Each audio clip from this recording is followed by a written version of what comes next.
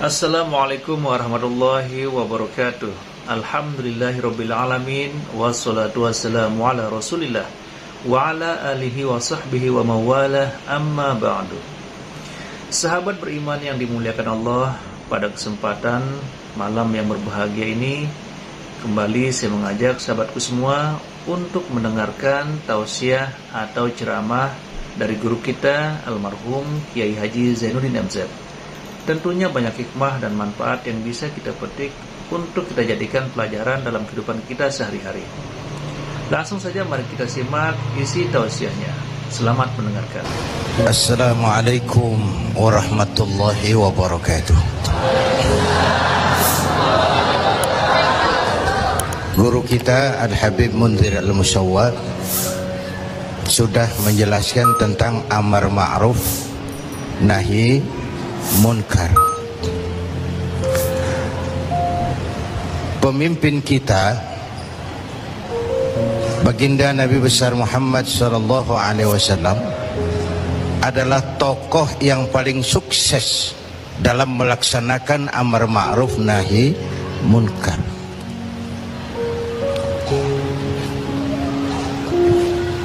Berkembang dengan pesat, lain dengan agama-agama besar lain, kata Stoddard.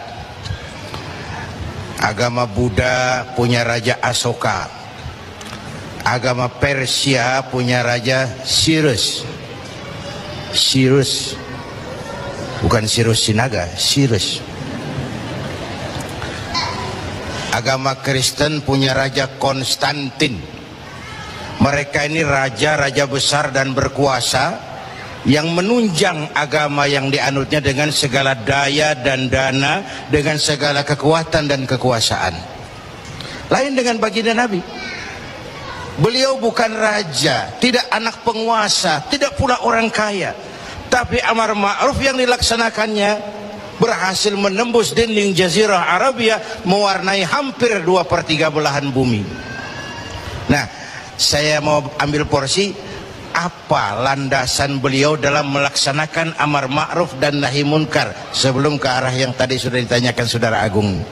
Pertama, landasannya adalah siddiq. Apa? Jujur. Sebab bagaimana orang mau amar ma'ruf nahi munkar kalau dia nggak punya kejujuran? Nabi kita itu lidahnya adalah hatinya, ucapannya adalah perbuatannya, perintahnya berwibawa, ajakannya diikuti karena beliau pelaksana pertamanya. Keteladanan. Kalau kita gimana mau berhasil amar ma'ruf? Cuma teriak saudara-saudara sedekah, sedekah, yang teriak buntut gasiran, mbahnya pelit. Jujur. Kata orang tua Melayu gini, wahai saudara, adik dan kakak, peganglah jujur, jangan durhaka. Jauhi bohong, haramkan dusta, supaya hidup tidak ternista. Asik kan? Asik kan? Jauhi bohong, haramkan dusta, supaya hidup tidak ternista. Orang bisnis, modal paling penting adalah kepercayaan. Coba saudara punya kapital miliaran, kalau nggak dipercaya orang, ada nggak yang mau ngasih proyek? Ada nggak? Ada nggak? Nyaut. Modal utama dalam bisnis kepercayaan. Modal utama dalam memimpin kepercayaan. Modal utama dalam seluruh gerak hidup kita kepercayaan. Kalau hidup udah dipercaya, Bu, biar duit banyak juga enak rasanya. Bener. Kalau sudah dipercaya, walaupun duit banyak enak rasanya.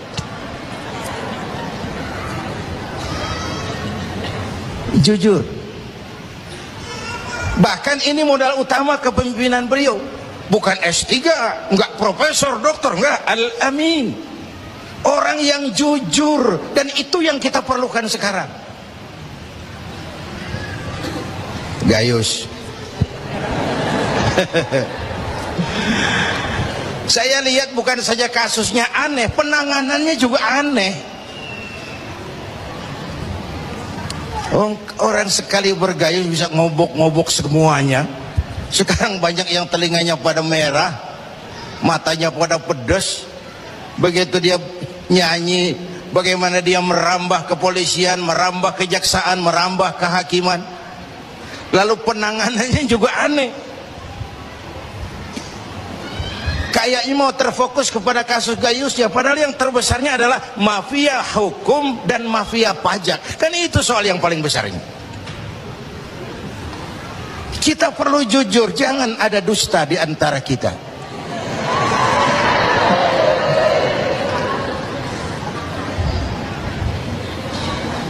Apa tanda si bintang timur cahayanya terang sampai ke fajar? Apa tanda orang yang jujur? Hatinya mulia, ucapnya benar. Hatinya mulia, omongannya benar. Tidak pepat di luar, pancung di dalam. Menjegal kawan seiring, manis jika berhadapan, balik belakang lain bicara. Tiap hari kita ngadepin topeng. Topeng yang berkeliling. Ini mukanya apa bukan sih? Ini omongannya apa cuma sekedar sebuah misi? Dan seterusnya. Pantas kalau satu saat seorang biang preman, mbahnya preman, datang menghadap baginda Nabi, dapat hidayah dia. Ya Rasulullah, saya mau masuk Islam, boleh enggak? Oh boleh. Mengucap syahadat. Selesai mengucap syahadat, dia bilang lagi, ya Rasul, saya kan sekarang sudah masuk Islam. Baik, saya cinta Islam, alhamdulillah. Saya cinta Anda ya Rasul. Bagus itu. Cuman saya juga cinta dosa. Ini aneh orang ini. Preman tadi ya. Saya cinta Tuhan ya Rasul, saya cinta Islam, saya juga cinta dosa. Saya belum bisa tinggalin di dosa. Saya suka judi, suka mabuk, suka zina. Marah baginda Rasul dengar ini? Enggak, beliau senyum. Senyum. Orang yang tegasnya amar ma'ruf nahi munkar itu jangan masang muka kuburan. Manyu, muka ditekuk, jangan. Senyum. Lalu beliau bilang, lah Pak Sebi, nggak apa-apa dah. Cuman begini, Mas. Dari Jawa premannya waktu itu. Kamu suka mabuk? Hobi. Kamu suka zina? Bu, di mana-mana ada langganan. Kamu suka nyolong? Iya. Nah, oke, gini. Saya cuma minta, mau nggak kamu mulai hari ini janji sama saya? Apa ya Rasul? Jangan bohong. Hal tu'ahiduni ala tarkil kadzib? Mau nggak kamu janji satu aja, jangan bohong? Pak, saya kira apaan kali ya Rasul? Kalau itu mah kecil. Sanggup? Sanggup. Ayo, saya baiat. Bismillah. Mulai hari ini kau janji nggak mau bohong. Janji. Pulang. Sambil pulang di hatinya mikir, ma ashala ma talaba hadzal nabiyul karim. Ini Rasulullah kok gampang banget permintaannya, enteng urusannya. Saya terang-terangan nggak tinggal zina, nggak tinggal nyuri, saya suka mabuk, cuma disuruh nggak bohong. Encer. Dia kira nggak bohong gampang. Dia kira nggak bohong gampang. Padahal Nabi Allah Ibrahim pernah mengeluh, saya seumur hidup 3 kali bohong, saya harus tanggung jawab di hadapan Allah. Padahal bohongnya bohong bener. Seumur hidup 3 kali merasa bohong, bingung Nabi Ibrahim. Kita sehari 16 kali bohong, nyengir aja nyengir, nggak ada bingung-bingungnya. Udah, sambil pulang, hari berganti minggu, minggu pergi, datanglah bulan. Satu hari dia lagi jalan nih si preman nih, mantan preman nih, ngelihat perempuan cakep, kenalan, dibawa ke rumah, masuk ke kamar. Hampir terjadi, mau zina lagi, hampir terjadi. Dia tegangan tinggi, nyaris. Begitu mau terjadi, ingat, saya udah janji sama Rasulullah nggak mau bohong. Ntar kalau ketemu beliau saya ditanya, kamu masih zina? Nyautnya bagaimana? Nyautnya gimana? Kalau saya bilang iya, saya pasti kena hukum, udah Islam. Kalau saya bilang enggak, saya bohong. Padahal sudah janji nggak mau bohong. Perang ini, iman sama syahwatnya. Kata syahwatnya, udah sikat. Kata imannya, pikirin dulu, lu udah janji lo. Perang. Akhirnya imannya menang. Dia bilang sama tuh perempuan, Mbak Yu, Mbak Yu, nun sewu Mbak Yu, ndak jadi. Loh, ndak jadi piye tuh Mas? Ya wis pokoknya ndak jadi. Selamat dari zina. Lain hari mau mencuri, sudah madda yadahu, tangannya udah dijulurin. Ingat lagi, ntar kalau ketemu Nabi ditanya, lo masih nyolong nggak? Gimana nyautnya? Tiap kali mau berbuat jahat, tiap ingat janjinya. Tiap ingat janjinya, terhindar dari perbuatan jahat. Paling akhir dia datang menghadap Nabi, ya Rasul, apa?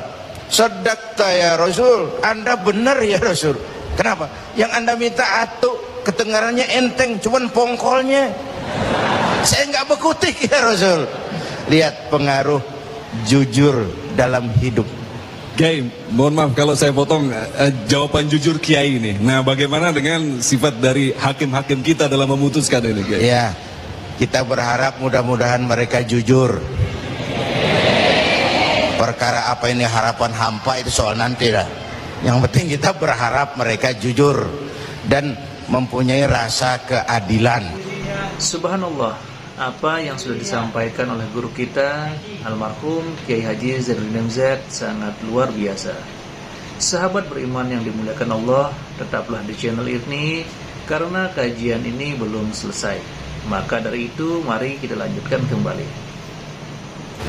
Bapak Ibu hadirin yang saya hormati, ini satu dasar amar ma'ruf tuh, jujur. Yang kedua, tabligh, menyampaikan ini pun nggak gampang. Satu saat beliau lagi dakwah di kalangan elit, datang orang buta nyebarin agama, nanyain agama, agak masam, muka beliau agak berpaling. Turun ayat abasa wa tawalla an ja'ahul a'ma. Ya. Ayat yang saya sampaikan tadi, Allah mengkritik kepada baginda Nabi. Mengapa kau agak masam ketika datang orang buta minta diajarkan agama?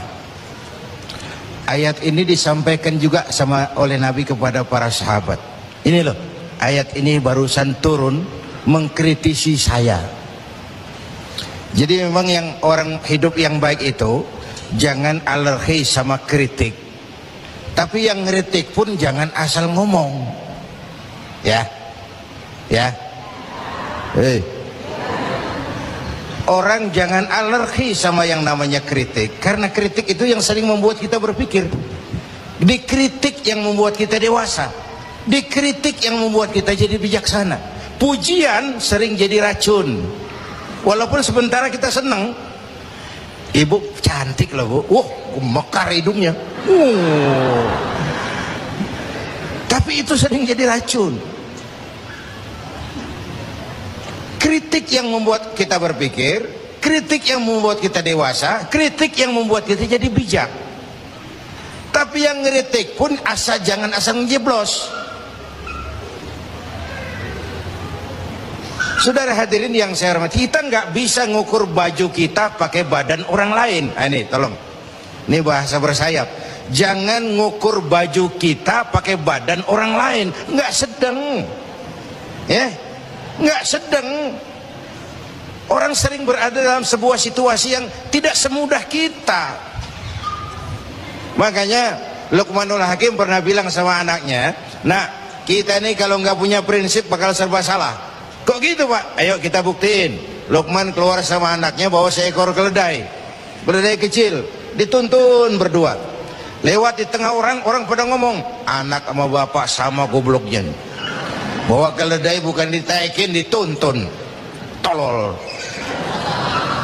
Nah, kamu dengar nak? Iya, sekali kita salah. Sekarang gimana Pak? Bapak yang naik, kamu jalan. Jalan. Lewat lagi di tempat orang ngomong lagi, bapak kagak tahu diri. Enak-enakan di atas keledai, anaknya disuruh jalan. Tega sama anaknya. Kau dengar nak? Iya, 2 kali kita salah. Habis sekarang gimana Pak? Kamu yang naik, bapak jalan. Lewat lagi orang teriak lagi, anak durhaka. Bapaknya disuruh jalan, dia enak-enakan. Dengar nak? Iya Pak, 3 kali kita salah. Sekarang gimana Pak? Kita naikin berdua yuk. Naik berdua. Sampai di tempat orang banyak teriak lagi, anak sama bapak samanya ini. Tidak punya peri kebinatangan.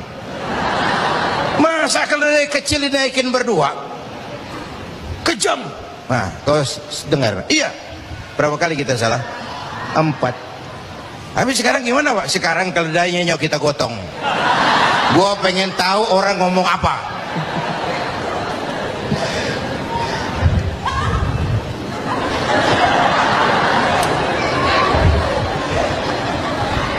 Begitulah Bapak Ibu hadirin, tanpa sebuah prinsip kita sering terombang-ambing. Makanya kita rakyat ini kudu punya filter. Rakyat harus jadi rakyat yang cerdas. Emas pasti kuning. Ya, apa semua yang kuning pasti emas? Rakyat harus cerdas. Ini nyengir tapi mikir nih, ya. Bapak Ibu hadirin yang saya hormati, karena itu kembali kepada sifat menyampaikan, apalagi yang menyangkut hak orang banyak. Orang-orang tua Melayu bilang begini, mengapa orang menembak ungka? Karena merengguh buah embacang. Kenapa orang banyak celaka? Karena serakah dengan hak orang. Anak udang dimakan itik, itik berenang di air timpas. Hak orang jangan diusik. Kalau diusik badan terhempas, hancur. Karena yang menyangkut hakul adami, hak-hak manusiawi itu harus dipenuhi. Tabligh menyampaikan. Ini kan kadang-kadang dari atasnya bagus, di tengah jalan banyak tukang sunat. Turun ke tingkat menengah, ini jalur birokrasi, sunatin. Turun lagi ke bawahnya, sunatin. Turun ke gubernur, sunatin. Turun ke wali kota, sunatin. Turun ke camat, sunatin. Sampai ke rakyat, ujungnya doang dikit bener. Kebanyakan tukang sunat di negeri kita. Belum lagi kerja mubazir. Itu ada pepatah orang Melayu bilang begini, wahai kawan, banyaklah zikir, mengingat Allah, janganlah mungkir. Wahai kawan, banyak berzikir, mengingat Allah, janganlah mungkir. Hindarkan semua kerja mubazir supaya hidup tidak terisolir. Kerja mubazir itu kayak apa? Kayaknya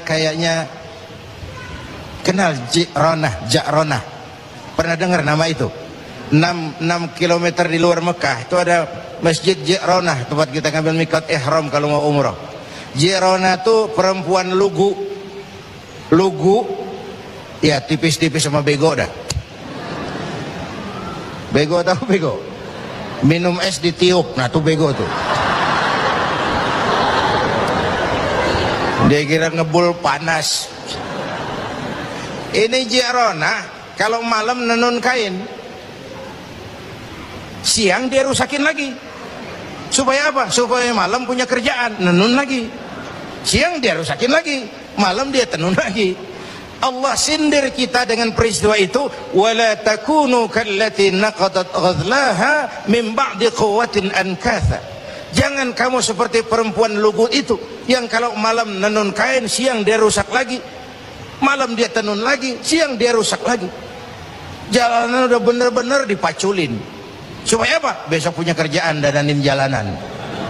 Berapa banyak proyek Ja'ronah di Indonesia ini? tahsilul hasil, mengerjakan yang udah beres. Kan kerja mubazir itu. Bapak Ibu hadirin yang saya hormati, ini soal tabligh. Yang ketiga sidik amanat, yang kedua amanat ya, yang ketiga tabligh. Amanat tuh menyampaikan, bisa menjaga kepercayaan orang, itu penting, itu amanah namanya. Menjaga amanah itu tugas yang mulia. Sama saja kalau tadi Habib sudah menjelaskan, amar ma'ruf itu hakikatnya nahi munkar. Nahi munkar itu ya amar ma'ruf, cuma beda orientasinya. Tapi dalam pelaksanaannya amar ma'ruf agak lebih tidak beresiko ketimbang nahi munkar. Kalau kita amar ma'ruf, paling-paling orang nggak mau, gitu aja. Orang kalau diajak sholat nggak ada yang marah insya Allah, tapi nggak mau ya gitu aja. Tapi kalau dicegah judi, dicegah zina, dicegah judi, oh bandarnya kuat-kuat sekarang ini. Bandarnya kuat-kuat. Jangankan kelas kita, hukum aja bisa dijual beliin, perkara bisa dijual beliin. Saya tempo hari saya bilang, rakyat kecil kalau mau laporan kehilangan ayam itu kudu jual kambing. Harga laporannya mahal. Nanti berperkara kepengen menang mesti jual sapi. Cuma mau ngurus ayam hilang, kambing hilang, sapi lengit. Itu kadang-kadang ya kita nggak bisa, karena selalu ada permainan dan itu proses. Salah siapa? Ayo kita perbaiki sama-sama. Wong ini negara-negara kita. Kemerdekaan ditebus dengan keringat, air mata, darah dan nyawa orang-orang tua kita. Membangun negara ini kita biayai dengan uang kita rame-rame. Kita yang bayar pajak listrik, pajak mobil, PBB, uangnya dikumpulin bangun negeri ini. Saya ikut bayar pajak karena saya tidak rela kalau uang pajak itu digunakan cuma untuk studi banding atas nama jalan-jalan. Ya. Lalu dibikin slogan besar-besar, orang bijak bayar pajak, orang pajak ngemplang pajak. Ini bagaimana kayak ini? Kalau yang ma'ruf berjalan tapi yang munkar juga berjalan, artinya kita hanya beramar ma'ruf tapi tidak bernahi munkar. Syauqi bilang dalam sebaik syairnya, famata yablughul bina'u yawman kamaluhu idza anta tabni wal akharu yahdimu. Kapan bangunan mau selesai? Kalau kamu bangun orang lain ngancurin. Orang Betawi bilang itu namanya kayak nimba kagak dibendung. Bagaimana airnya mau kering kalau nimba nggak dibendung? Kenapa? Yang ma'ruf jalan, yang munkar juga jalan. Maka amar ma'ruf nahi munkar harus ditegakkan secara bersama. Satu. Yang kedua, saya sepakat dengan guru kita Habib Munzir bahwa amar ma'ruf nahi munkar sesuai dengan bidang dan keahlian kita masing-masing. Jangan memaksakan sesuatu untuk hal yang memang bukan dunia kita. Saya dulu pernah mimpin partai politik. Dulu zaman jahiliyah. Belakangan saya menyadari politik memang bukan dunia saya. Walaupun partai politik perlu, tapi biarlah orang yang dunianya di situ saja yang mengurus politik. Saya lebih baik sama-sama Habib Munzir lah ngurus umat dan dakwah ini. Jangan memaksakan sesuatu yang memang bukan dunia kita di situ. Kalau kiai disuruh bangun jembatan, apa camat mau ngurusin tahlil? Itu yang kedua. Yang ketiga terakhir, semuanya harus berangkat dari husnuzan, baik sangka. Apa yang terjadi oleh tokoh lintas agama dan sikap Bapak Presiden, kita jembatani dengan husnuzan. Kita percaya pemerintah pasti punya niat baik untuk mensejahterakan rakyat. Kita juga percaya tokoh lintas agama punya tanggung jawab moral. Mereka memberikan teguran bukan karena benci pemerintah, tapi ingin melihat negara ini berjalan dengan baik.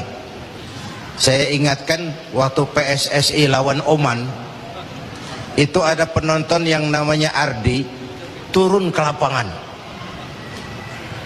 tendang bola ke gawang, untung nggak gol. Waktu ditanya, saya bukan benci sama PSSI, saya bukan mau ngacoin pertandingan, saya cuma greget kenapa sih nggak gol-gol PSSI ini, penalti aja meleset, capek saya greget. Karena itu saya percaya para tokoh lintas agama punya niat yang baik, ingin melihat negara ini berjalan dengan transparan. Kita juga percaya pemerintah punya niat baik untuk mensejahterakan rakyat. Cuma tentu ada berbagai kendala dan diperlukan kesungguhan dan kejujuran. Sekali lagi, kesungguhan dan kejujuran. Alhamdulillah, itulah tadi kajian penuh hikmah, penuh makna dari guru kita almarhum Kiai Haji Zainuddin MZ. Sahabat beriman yang dimuliakan Allah, mari kita sama-sama doakan guru kita, semoga beliau diampuni segala dosanya dan dilapangkan kuburnya. Amin ya robbal alamin. Buat sahabatku semua yang sudah setia menonton video ini sampai selesai, saya ucapkan banyak terima kasih.